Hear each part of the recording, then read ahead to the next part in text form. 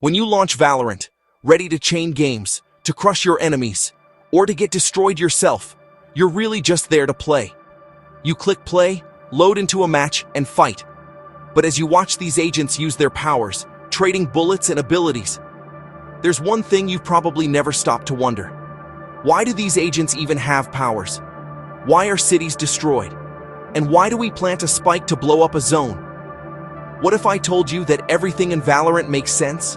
That every detail, every power, every mission has a story behind it? Riot Games didn't just create a shooter, they built a universe.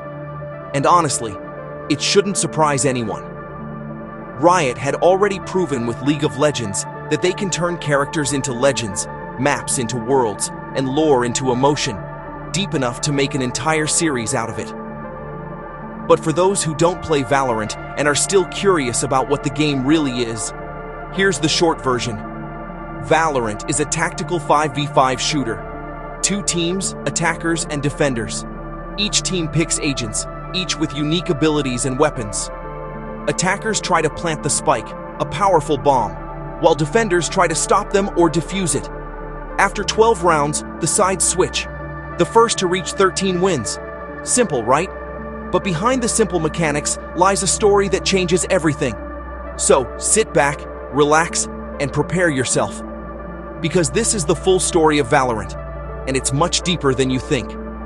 It all begins in 2039. The world changes forever when a mysterious event known as First Light strikes the planet. Nobody knows what caused it. Science can't explain it.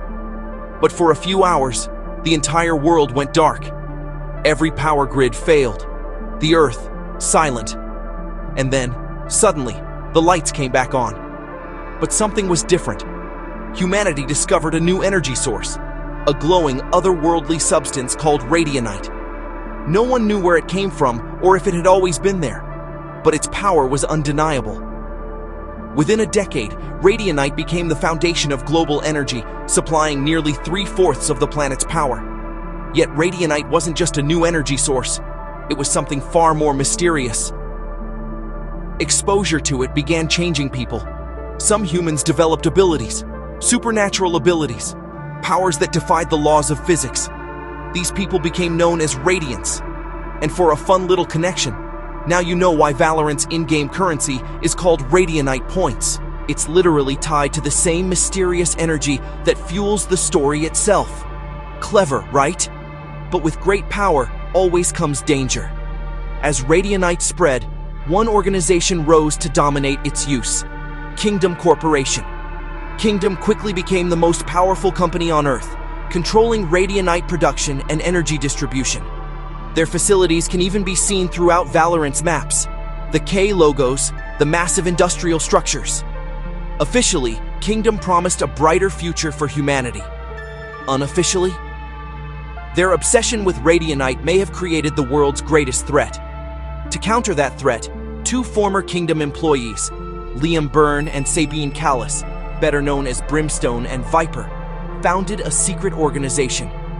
An organization dedicated to protecting the world from Radianite-related dangers. They called it the Valorant Protocol. The Protocol began recruiting the world's most capable fighters, both Radiants with supernatural powers and non-Radiants with exceptional skill and technology. Together, they became Earth's hidden defense force. But everything changed after one particular mission. Phoenix, one of the Valorant agents, was sent to Venice to intercept a rogue Radiant carrying a mysterious device. He failed to stop her. The device, called the Spike, detonated, and the impossible happened. Part of the city of Venice rose into the air. The world was shocked. News outlets blamed Kingdom.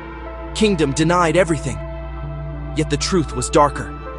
The rogue Radiant wasn't just any enemy. She was Phoenix, or rather, another Phoenix. A few days later, another attack was detected, this time in Rabat. Phoenix, Killjoy, and Viper were dispatched to stop it.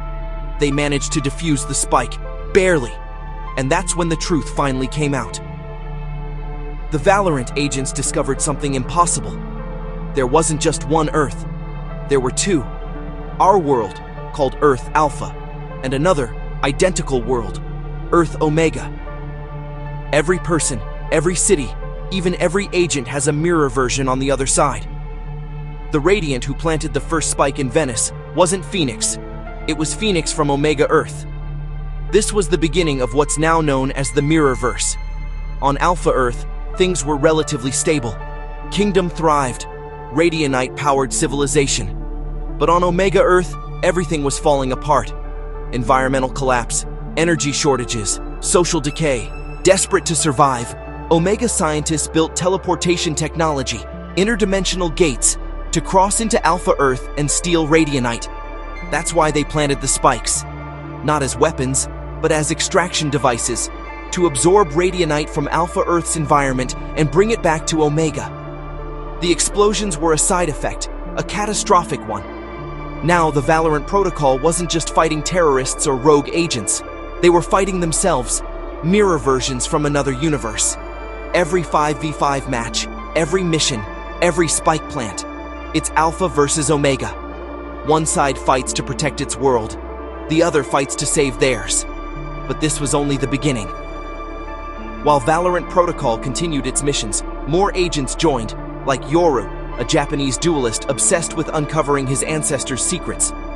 His journey led him to an ancient warship buried beneath the ice in Icebox, where he discovered samurai armor infused with Radianite. It turned out that Radianite existed long before First Light.